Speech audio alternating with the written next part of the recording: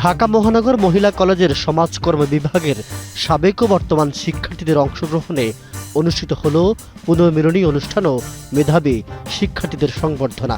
শনিবার কলেজ অডিটোরিয়ামে আয়োজিত অনুষ্ঠানে প্রধান অতিথি হিসেবে উপস্থিত ছিলেন কলেজ পরিচালনা পর্ষদের সভাপতি মেজর জেনারেল মনিরুল ইসলাম আকন্দ। বিশেষ অতিথি ছিলেন তথ্য ও সম্প্রচার মন্ত্রণালয়ের গণযোগাযোগ অধিদপ্তরের মহাপরিচালক মোহাম্মদ আব্দুল জলিল। কলেজ অধ্যক্ষ অধ্যাপক ইসমত আরার সভাপতিত্বে অনুষ্ঠানে আরও উপস্থিত ছিলেন ঢাকা বিশ্ববিদ্যালয়ের সমাজকর্ম বিভাগের অধ্যাপক রবিউল ইসলাম এবং কলেজের সমাজকর্ম বিভাগের বিভাগীয় প্রধান মোহাম্মদ গোলাম রসুল সানি ও প্রফেসর গিয়াসউদ্দিন। কালের কণ্ঠের সঙ্গে নিজেদের মিলিত হবার আনন্দ প্রকাশ করেন সাবেক ও বর্তমান ছাত্রীরা।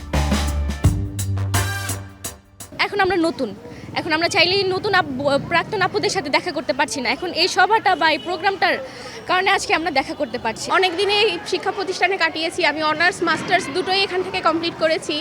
আমরা প্রথম ব্যাচ হিসেবে আমাদের শিক্ষকরা আমাদের সাথে খুবই আন্তরিক ছিলেন। এটা হচ্ছে আমাদের প্রাণের ক্যাম্পাস, কারণ আমি ইন্টার তারপর অনার্স মাস্টার্স একই কলেজে হচ্ছে কমপ্লিট করেছি। ক্যাম্পাসে সিনিয়র জুনিয়র বন্ডিংটা খুব বেশি স্ট্রং একটা ক্যাম্পাসকে সুন্দর রাখার জন্য। এত বেশি এক্সাইটেড কাজ করতেছিল যে কি যেন অনুষ্ঠান কি শুরু হয়ে গেল কি না। জীবনের সব আয়োজন এখানে একসাথে।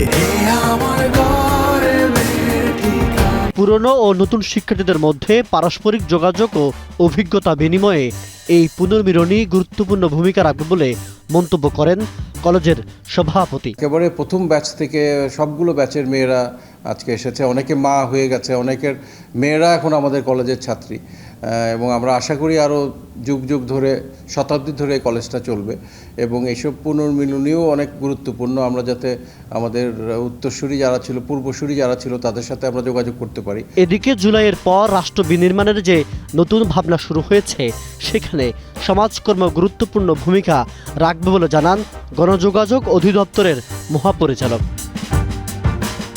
অনুষ্ঠানের মুখ্য আলোচক ঢাকা বিশ্ববিদ্যালয়ের সমাজকর্ম বিভাগের অধ্যাপক রবিউল ইসলাম বলেন, সমাজে নানান সমস্যার কার্যকর সমাধানে পেশাদার সমাজকর্মীর বিকল্প নেই।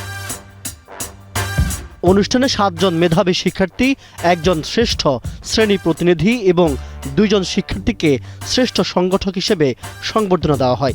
দিনব্যাপী খেলাধুলা, ফ্যাশন শো, র্যাফেল ড্র ও পুরস্কার বিতরণের মধ্য দিয়ে উৎসবমুখর পরিবেশ সৃষ্টি হয়।